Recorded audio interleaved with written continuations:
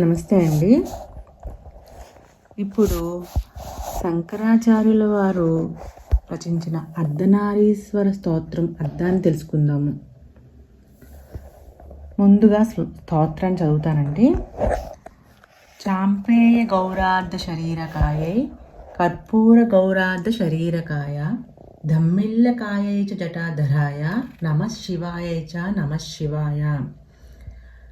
కస్తూరికా కుంకుమ చర్చితాయే చితారజ పుంజ విచర్చితాయ కృతస్మరాయే వికృతస్మరాయ నమః శివాయై చ నమః శివాయ.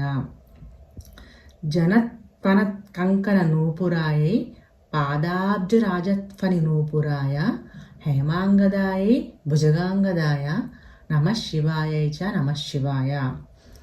విశాల నీలోత్పలలోచనాయై వికాసీ పంకేరుహలోచనాయ సమేక్షణాయై విషమేక్షణాయ నమః శివాయై చ నమః శివాయ.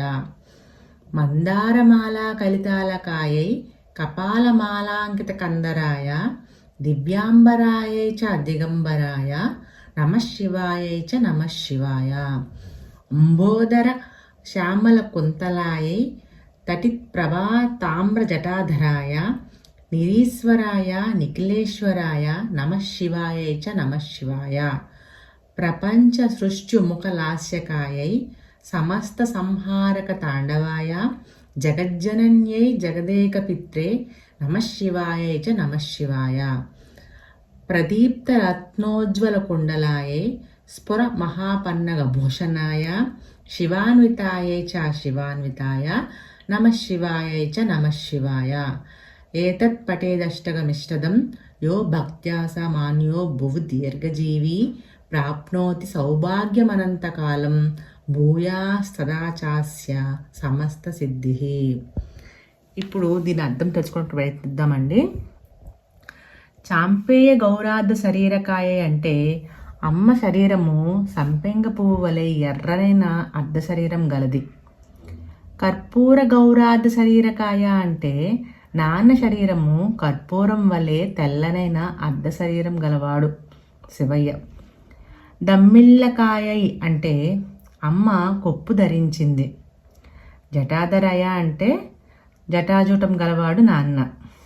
నమః శివాయై శివాయ అంటే అమ్మ, నమః శివాయ నమః శివాయ అంటే నాన్న. అమ్మ నాన్నకు నమస్కారము.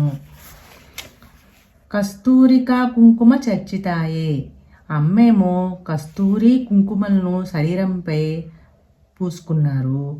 చితారజ పుంజ విచర్చితాయ నాన్నైతే చితిలోని భస్మంని ఒళ్ళంతా పూసుకున్నారు.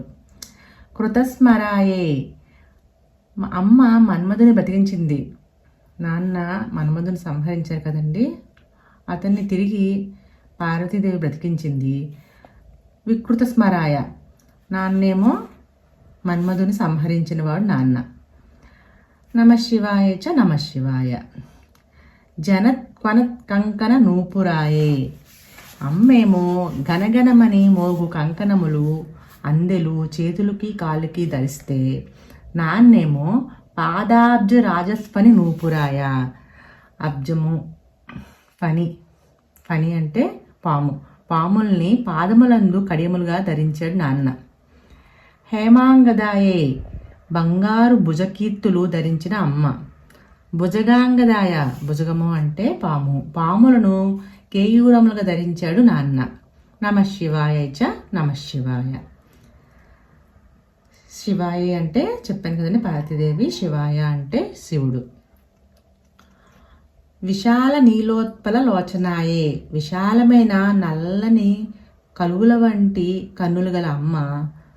నాన్నేమో వికాసీ పంకేరుహ లోచనాయ వికసించిన ఎర్ర తామరల వంటి కన్నులు గల నాన్న. సమేక్షణాయే అమ్మ కళ్ళు రెండు కళ్ళు అందంగా ఉంటాయి. విషమేక్షణాయ నాన్నకి మాత్రం 3 కన్నులు. నమః శివాయ చ నమః శివాయ. మందారమాల కలితాలకాయై మందారమాలను జుట్టులో కుర్లలో అలంకరించుకున్న అమ్మ. నాన్నేమో కపాలమాలాంకిత కందరాయ మెడలో కపాలమాలని అలంకరించుకున్నారు. దివ్యాంబరాయే దివ్య వస్త్రములను ధరించింది అమ్మ. దిగంబరాయ నాన్నేమో దిగంబరుడు. నమఃశివాయ చ నమఃశివాయ. అంబోదర శ్యామల కుంతలాయే మబ్బు వంటి నల్లని కేశములు కలది అమ్మ. తటిత్ ప్రభాతామ్ర జటాధరాయ నాన్నదేమో మెరుస్తున్న రాగిరంగంట జటాజోటము గలవాడు నాన్న. నిరీశ్వరాయే తనకంటే గొప్పవారు లేని అమ్మ. నిఖిలేశ్వరాయ అందరికంటే గొప్పవాడు నాన్న. ప్రపంచ సృష్టి ముఖలాస్యకాయే అమ్మ ప్రపంచంను సృష్టించడానికి ఉన్ముఖమై లలిత నృత్యము చేస్తుంది అమ్మ. సమస్త సంహారక తాండవాయ సమస్తమును సంహరించు ప్రచండ తాండవం చేస్తాడు నాన్న.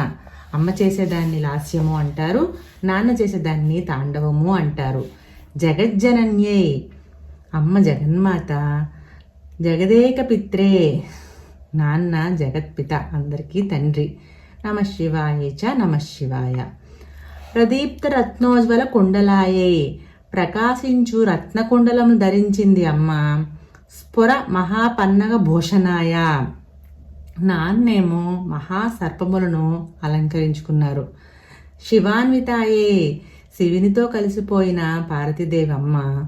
శివాన్వితాయ పార్వతీదేవితో కలిసిపోయిన నాన్న శివయ్య. నమఃశివాయ చ నమఃశివాయ. ఏతత్ పఠేదష్టకమిష్టదం ఎవరైతే ఈ 8 శ్లోకాలని భక్తితో పఠిస్తారో భక్త్యాసమాన్యో భువి దీర్ఘజీవి ఆ భక్తుడు ఆదరణీయుడై భూలోకమునందు చిరకాలము జీవించును. ప్రాప్నోతి సౌభాగ్యం అనంతకాలం అనంతకాలము సౌభాగ్యమును పొందుతారు. భూయాస్తదాచతస్య సమస్త సిద్ధి అతనికి ఎల్లప్పుడూ అన్నీ సిద్ధిస్తాయి. ఇది శంకరాచార్యులు గారు రాశారండి. ఎంత అద్భుతంగా రాశారో. థ్యాంక్స్ అండి.